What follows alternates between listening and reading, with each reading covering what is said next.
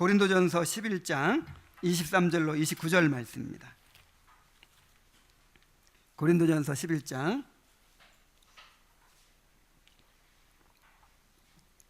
23절부터 29절 말씀. 내가 너희에게 전한 것은 주께 받은 것이니 곧 주 예수께서 잡히시던 밤에 떡을 가지사 축사하시고 떼어 가라사대 이것은 너희를 위하는 내 몸이니 이것을 향하여 나를 기념하라 하시고 식후에 또한 이와 같이 잔을 가지시고 가라사대 이 잔은 내 피로 세운 새 언약이니 이것을 향하여 마실 때마다 나를 기념하라 하셨으니 너희가 이 떡을 먹으며 이 잔을 마실 때마다 주의 죽으심을 오실 때까지 전하는 것이니라. 그러므로 누구든지 주의 떡이나 잔을 합당치 않게 먹고 마시는 자는 주의 몸과 피를 범하는 죄가 있느니라. 사람이 자기를 살피고 그 후에야 이 떡을 먹고 이 잔을 마실지니 주의 몸을 분변치 못하고 먹고 마시는 자는 자기의 심판을 먹고 마시는 것이니라. 아멘. 자, 오늘은 우리가 성찬식을 행하는데 우리 성찬식을 행할 때 우리가 묵상해야 될 것들에 대해서 함께 생각을 해보겠습니다. 우리 이것이 그리스도인의 묵상이다 다 읽고 있나요? 만약에 오늘까지 안 읽은 사람, 책이 없는 사람 있으면 우리 윤호 형제한테 꼭 주문해놓고 가세요. 뭔가 이렇게 함께 온 성도가 함께 이렇게 음식을 먹어야 되잖아요. 뭔가 말씀을 받고 또 깨우침을 하고 해야 되잖아요.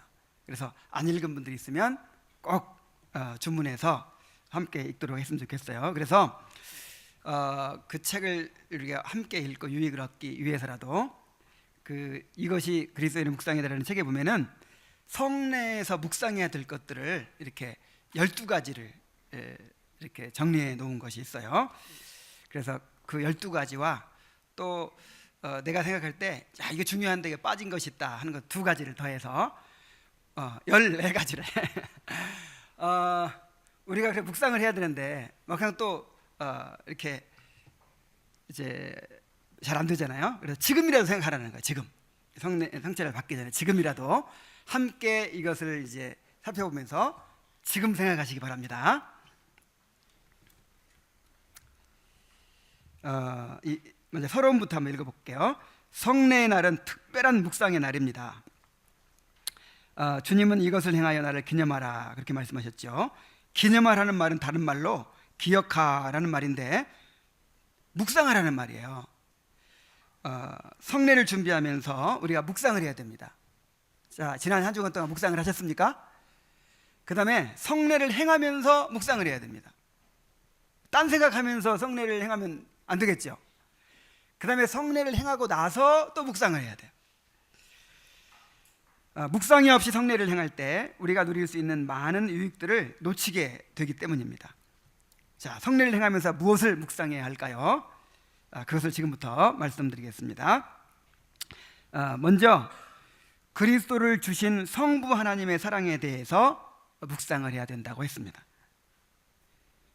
하나님은 우리를 구원하시기 위해서 자기 아들을 십자가에 내어 주셨습니다. 요한복음 3장 16절에 하나님이 세상을 이처럼 사랑하사. 세상은 뭘 가리키죠? 택한 자들을 가리키는, 사람을 가리키는 거예요. 사람. 세상을 좀 부정적인 의미로 얘기할 때가 있어요. 이 세상의 악한 체계를 얘기할 때는 우리는 세상을 본받지 말아야 된다, 세상을 버려야 된다, 뭐 이렇게 할 때는 이 세상의 어떤 악한 질서, 악한 체계를 말하는 것이고, 하나님의 세상을 사랑하신다 할 때는 그 세상이 뭘 가리킨다고요? 사람들 가리키는, 택한 자들 가리키는 거예요. 세상 사람들. 근데 이처럼 사랑하사, 영어로는 so loved, 너무 사랑하셨다는 거예요. 얼만큼? 자기 아들을 내어 주실 만큼. 로마서 5장 8절, 아까 우리가 읽은 말씀 가운데 우리가 아직 죄인 되었을 때에 그리스도께서 우리를 위하여 죽으심으로 하나님께서 우리에게 대한 자기의 사랑을 확증하셨느니라. 자, 하나님의 사랑이 뭔지 모르겠으면 십자가를 바라봐야 돼요. 하나님이 자기 아들을 십자가에 저렇게 비참하게 죽이실 만큼 나를 사랑하셨구나. 이걸 깨달아야 됩니다. 이 그리스도를 주신 하나님의 사랑은 형언할 수 없는 무한하고 참으로 끝이 없는 사랑입니다. 그 사랑이 너무나도 크고 놀라워서 천사들도 살펴보기 원한다 그랬어요. 성찬을 받으면서 그리스도를 주신 하나님의 사랑을 더욱 깊이 깨닫게 되기를 바랍니다. 자, 하나님의 사랑에 대해서 우리가 잠시 생각했죠. 자, 그 다음에 두 번째로는 자신을 주신 그리스도의 사랑에 대해서 또 우리가 묵상을 해야 됩니다. 그리스도는 하나님의 뜻에 순종해서 자발적으로 자신의 생명을 내어 주셨습니다. 내가 내 목숨을 버리는 것은 그것을 내가 다시 얻기 위함이니 이로 말미암아 아버지께서 나를 사랑하시느니라. 이를 내게서 빼앗는 자가 있는 것이 아니라 내가 스스로 버리노라. 이렇게 말씀하셨어요. 주님은 우리를 사랑하셔서 그 영광의 하나님이신 분이 비천한 인간의 몸으로 이 땅에 오셨고, 그 두렵고 몸서리 쳐지도록 무서운 십자가를 지셨습니다. 십자가에서 우리 대신 살이 찢기시고 피를 흘리심으로 하나님의 진노와 저주를 받으셨습니다. 우리가 이 사랑을 알아가야 될 줄로 믿습니다. 이 사랑은 지식에 넘치는 사랑이라고 그랬어요. 그러나 우리가 성령의 은혜로 말미암아 이 사랑을 계속해서 알아가도록 힘써야 돼요. 능히 모든 성도와 함께 지식에 넘치는 그리스도의 사랑을 알아. 그 너비와 깊이와 높이와 깊이가 어떠함을 깨달아. 하나님의 모든 충만하신 것으로 너희에게 충만하시기를 구하노라고 했습니다.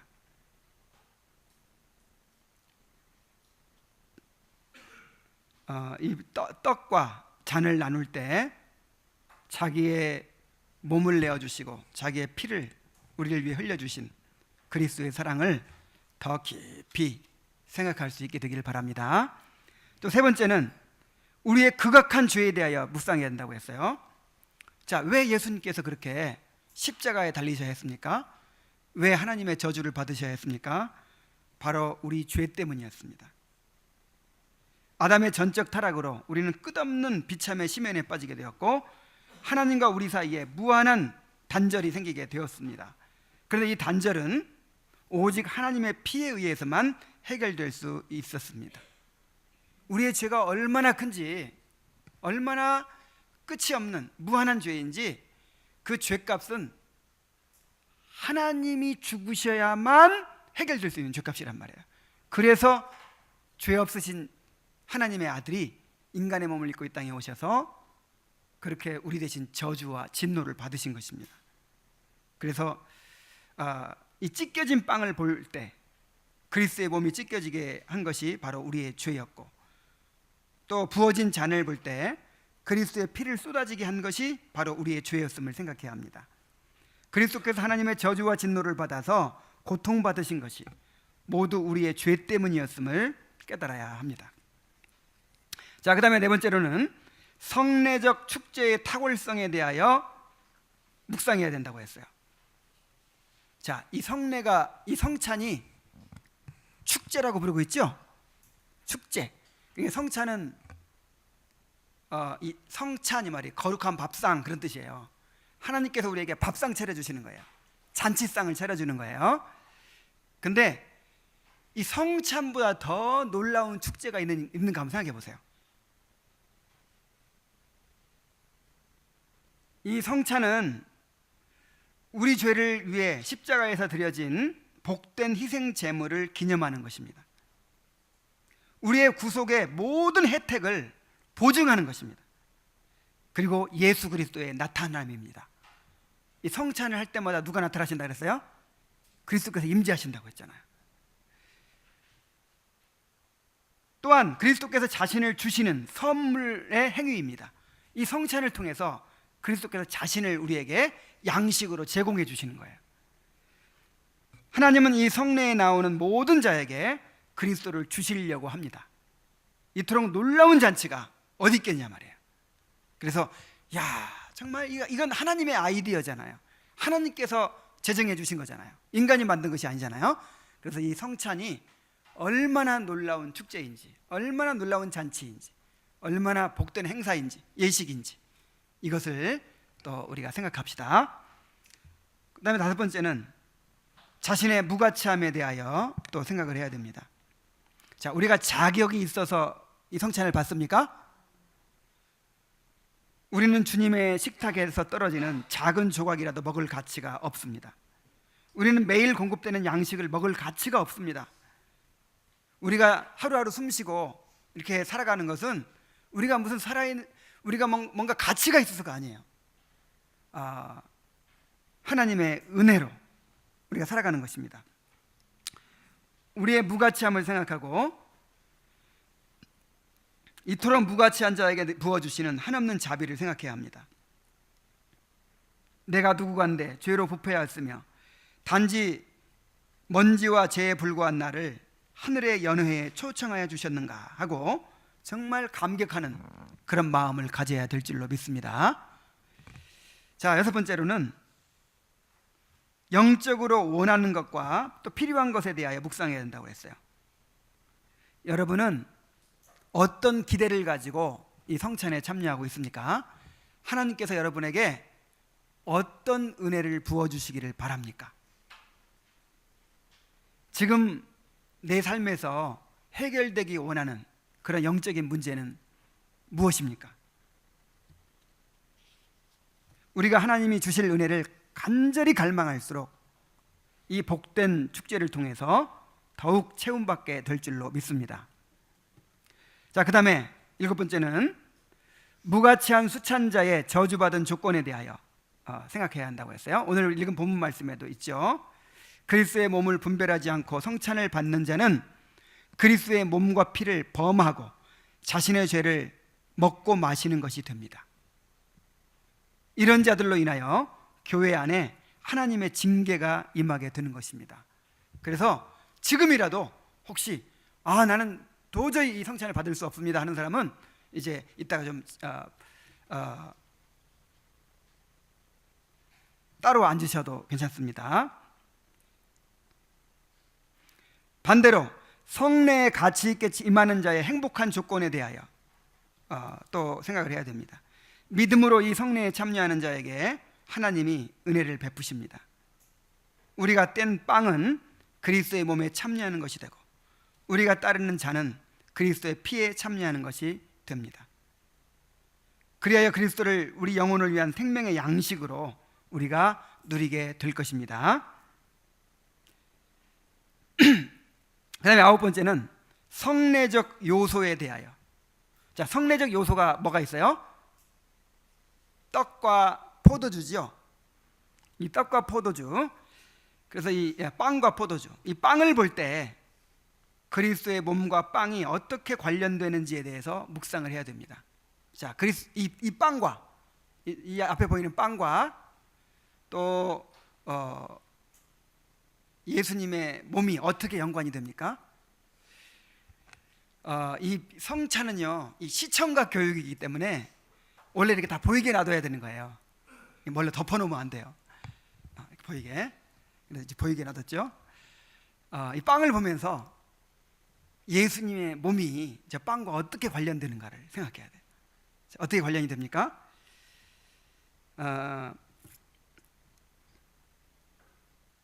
빵이 생명의 양식이 되는 것처럼 그리스도 역시 우리를 위한 영생의 양식이 됩니다. 우리가 이제 빵을 먹고 살잖아요. 밥을 먹지만 어쨌든 우리 양식을 의미하는 거니까 이걸 먹어야 살듯이 영적으로는 뭐를 먹어야 살아요? 그리스도의 살과 피를 먹어야 하는 것이죠. 그리스도의 희생의 그 은혜를 힘입어야 우리가 영적으로 살아갈 수 있고 영생에 이르게 된단 말이에요. 빵이 생명을 낳지는 못하지만 생명을 증진시키고 강화시키듯이 성례는 믿음을 낳지는 못하지만 믿음을 자라게 하고 증진시킵니다. 또한 포도주가 우리의 심정을 신선하게 하고 활발하게 하는 것처럼 그리스도의 피는 우리의 영혼을 신선하게 하고 생기 있게 합니다.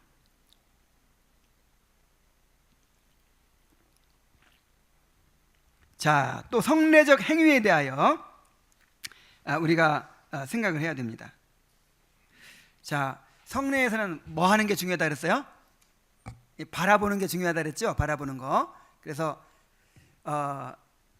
이제 특히 앞에서 이 집례하는 목사를 바라봐야 돼요.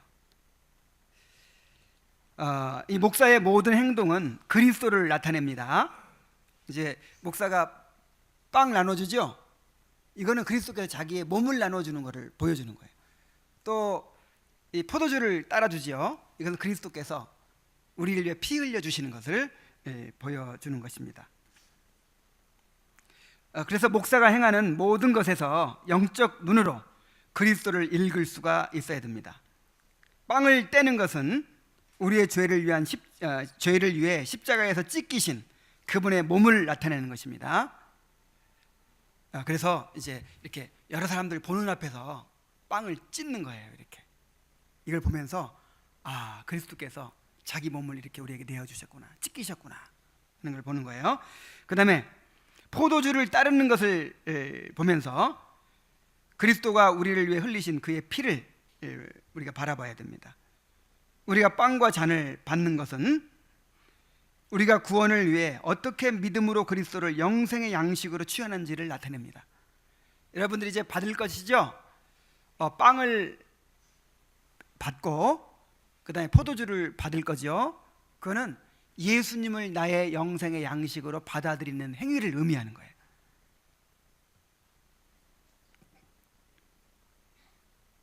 믿음으로 그 예수 그리스도의 구원의 은혜를 붙잡는 것을 의미하는 것입니다. 자, 11번째로 성례적 약속에 대하여 우리가 묵상을 해야 됩니다. 자, 성례적 약속이 무엇입니까? 이 성례에 주어진 약속이란 뜻이에요. 이 성례에 주어진 약속. 이 성례에 어떤 약속이 주어졌습니까? 주님은 빵을 주시면서 이것은 내 몸이라 이렇게 말씀하셨어요. 잔을 주시면서 이것은 내 피라 이렇게 말씀하셨습니다. 자, 이것은 성례적 약속입니다. 주님은 성찬의 빵과 포도주를 먹고 마실 때마다 우리에게 자신을 전달할 것이라고 약속하셨습니다. 그러니까 이것은 내 몸이라, 이것은 내 피라 하신 것은 이 성찬의 떡과 포도주를 먹고 마실 때마다 주님께서 자신을 우리에게 양식으로 주신다는 것을 약속하셨다 이 말이에요. 이것을 무슨 약속이라고 해요? 성례적 약속이라고 해요. 자, 우리는 성찬을 통해서 그리스도와 교제하고 그의 약속을 더욱 굳게 붙잡고 믿음을 더욱 강화시키게 됩니다. 자, 이제 12번째로 그리스도의 사랑에 어떻게 응답할지에 대하여 우리가 생각을 해야 됩니다. 성찬을 받으면서 나를 위해 자신을 내어주신 그리스도를 나는 얼마나 사랑해야 할까, 이것을 생각하시기 바랍니다. 여러분, 사랑에는 응답이 있어야죠. 사랑은 응답을 요청하는 것입니다. 그래서 주님께서 우리에게 사랑을 고백하시는 거예요. 아니, 고백이 아니죠. 우리에게 자기를 내어주시는 거죠. 그 사랑을 받았으면 이제 어떻게 해야 돼요? 응답해야죠. 주님, 내가 주님을 사랑합니다. 내가 이제 나 자신을 주님 앞에 드리겠습니다. 이제 주님을 위해 살겠습니다. 라는 이 사랑에 대한 응답이 있어야겠죠. 나를 위하여 피를 흘리신 그리스도를 위해 어떻게 나는 자발적으로 죽어야 할까? 하늘 보좌를 떠나서 인간이 되셔서 나의 본성을 취하시고 십자가에서 나를 위해 자신을 주신 그리스도, 또한 이 성례에서 자신을 주시는 그리스도를 위해 나는 무엇을 어떻게 드릴 수 있을까를 생각해야 합니다. 자, 13번째로 교회의 하나됨에 대하여 생각해야 합니다. 고린도전서 10장 17절에 떡이 하나요. 자, 여기 보니까 빵이 몇 개예요? 하나죠. 이 그리스도의 한 몸을 나타내는 거예요. 이 한 떡을 우리가 다 이제 나눠 먹는 거예요. 한 떡에 참여하는 거예요. 그래서 떡이 하나요, 많은 우리가 한 몸이니 이는 우리가 한 떡에 참여함이라 그랬어요. 우리 모두가 한 떡에 참여한 것처럼 우리 모두가 한 분 그리스도와 연합하였습니다. 우리가 그리스도 안에 서로 지체가 되었습니다. 하나님이 우리를 부르셔서 그렇게 한 몸으로 접붙여 주셨습니다. 그래서 아까 점심 때 우리 현우 형제하고도 교제하면서 그런 얘기를 했는데, 내가 그리스도께 접붙여졌다는 사실을 어떻게 알죠? 여러분이 그리스도께 접붙였다는 사실이 무엇을 통해 드러나야 됩니까? 그리스도의 몸인 교회와 연합하는 것을 통해 드러나야 되는 거예요. 그래서 보는 바 그 형제를 사랑하지 아니하는 자가 보지 못하는 바 하나님을 사랑할 수가 없느니라 그랬어요. 정말 여러분들이 그리스도께 접붙여져 있다면 그것이 한 몸된 다른 지체들과 연결되고 한 몸으로 살아가고 한 가족으로 살아가는 그 모습을 통해서 드러나야 될 줄로 믿습니다. 그래서 성례를 행하면서 우리가 한 몸임을 묵상해야 합니다. 서로를 한 몸으로 인정해야 합니다. 서로를 용서하고 사랑하고 섬기면서 한 몸의 지체로 한 가족으로 살아갈 것을 다짐해야 합니다. 자, 마지막으로 14번째로 주님이 베풀어 주실 영원한 천국의 잔치에 대하여 묵상해야 합니다. 자, 성찬이 무슨 뜻이라고요? 거룩한 밥상, 그런 뜻이에요. 근데 밥상도 보통 밥상이 아니라 거룩한 잔치상.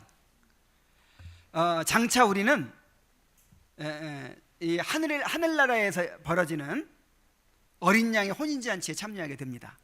그 어린 양의 혼인잔치가 뭘 의미하냐면, 이제 우리가 그리스도와 완전한 교제를 누리고 하나님의 영광을 누리고 그렇게 참으로 하늘의 복을 누리게 된다는 뜻입니다.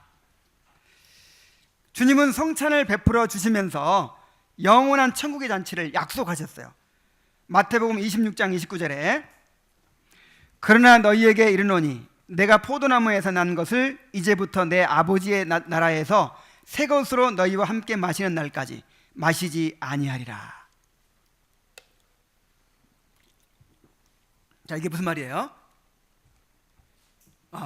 예수님께서 이제 최후의 만찬 성찬을 이렇게 제정하시고 나서 내가 나중에 천국이 완성되고 하늘나라에서 어린 양의 혼인잔치가 있을 때까지는 내가 다시는 포도주를 마시지 않겠다. 이게 무슨 말입니까? 내가 그날을 기대하겠다, 그날을 기다리겠다. 그러니 너희들도 이 성찬을 행하면서 그날을 고대하거라, 그 뜻이에요. 우리 주님도 그날을 고대하고, 왜냐하면 주님이 그날 신랑으로서 혼인잔치에 참여하시는 거니까, 주인공이 되시는 거니까. 신부인 우리도 어떻게 해야 돼요? 기다려야죠. 그래서 우리는 이 성찬을 행할 때마다 장차 주님께서 베풀어 주실 그런 하늘의 잔치를 우리가 바라보는 거예요. 그 맛보기로 성찬을 지금 베풀어 주시는 거예요. 성찬에 참여하면서 지금은 그냥 빵과 포도주지만 그때는 하늘나라의 뷔페가 있을 거예요. 물론 이제 먹고 마시는 게 중요한 게 아니라 우리에게 허락된 이 모든 충만한 축복이, 행복이 우리에게 이제 임할 거라는 것이죠. 그래서 우리에게 그것을 미리 맛보고 또 바라보도록 이 성찬을 제정해 주신 거예요. 오늘 우리는 지금 천국 잔치를 맛보는 날입니다. 천국 잔치 맛보려면 좀 맛있는 빵을 갖고 와야지. 그게 아니고 영적인 거니까 영적으로 맛보는 거예요. 이거 실제로 먹으면서 주님의 임재를 통해서 영적으로 그 천국 잔치를 맛보게 되기를 바랍니다. 그래서 성찬을 행하는 가운데 또한 성찬을 하고 나서 또한 서로 교제하는 가운데 이러한 묵상이 풍성하게 이루어지기를 간절히 바랍니다. 자, 우리 성찬을 위해서 기도하겠습니다.